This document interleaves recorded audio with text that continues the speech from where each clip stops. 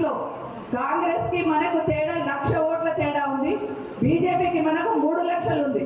కానీ మరి అదే గట్టిగా పనిచేస్తే ఖచ్చితంగా మంచి మెజార్టీతో మన అభ్యర్థిని గెలిపించి కేసీఆర్ గారికి ఈరోజు బహుమతిగా పంపిద్దాం. ఎందుకంటే కేసీఆర్ గారు వ్యక్తిగతంగా ఇబ్బందులలో ఉన్నారు.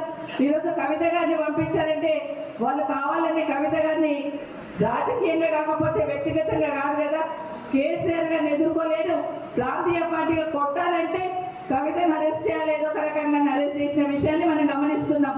రాజు ఇప్పుడు అదే చెప్తున్నాడు, కేజ్రీవాల్ అరెస్ట్ చేస్తేనేమో తప్పు చేసిండు మోడీ అని చెప్తున్నాడు రాహుల్ గాంధీ, కవితని ఇక్కడ అరెస్ట్ చేస్తేనేమో మన రేవంత్ రెడ్డి గారి కరెక్ట్ జరిగింది ఇక్కడ అంటా ఉన్నారు. ఒకటే కేసు అదే చెప్పమని చెప్తా ఉన్నాడు. అందరు మాట్లాడింది ఒకటే విషయం, గతంలో మనం గెలిపించి పంపించిన వాళ్ళు ఈరోజు అవ్వల్ పార్టీ నుండి మనకు అభ్యర్థులు వస్తున్నారు. రంజిత్ రెడ్డి గారిని ఫస్ట్ పార్లమెంట్కి ఫస్ట్ అనౌన్స్ చేసి మీటింగ్లు పెట్టి అంత చేసిన తర్వాత రంజిత్ రెడ్డి గారు అవతలి పోయినారు. ఎందుకంటే ఆయనకట సర్వే చేస్తే ఓడిపోతాను వచ్చిందంట. అంటే ఎవరిని అవమానం చేస్తున్నట్టు, కార్యకర్తలుగా మనని అవమానం చేస్తున్నట్టు, నాయకుడిగా కేసీఆర్ గారిని అవమానం చేసినట్టు. ఇక్కడ లేని శక్తి అక్కడ ఏదో ఉందట, అక్కడ వాళ్ళు గెలిపిస్తారట, ఇక్కడ మనకు ఆ శక్తి లేదట.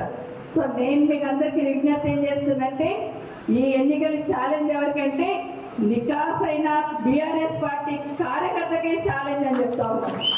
ఖచ్చితంగా మనమే ఛాలెంజ్గా తీసుకుందాం. కేసీఆర్ గారు కాదు ఇక్కడ మనకు ఛాలెంజ్, మనమే క్యాండిడేట్ అన్నట్టు. మీరు రోహిత్ రెడ్డి గారికి ఏ విధంగా కష్టపడ్డారో అలాగే జ్ఞానేశ్వర్ గారికి కూడా అదే విధంగా కష్టపడి ఈరోజు బీఆర్ఎస్ పార్టీ గెలిపించే బాధ్యత తీసుకోవాలని మీకు అందరికీ కూడా ఈ ప్రాంతం ఆడబిడ్డగా విజ్ఞప్తి చేస్తా ఉన్నాను, చేతులు జోడించి కోరుకుంటా ఉన్నాను.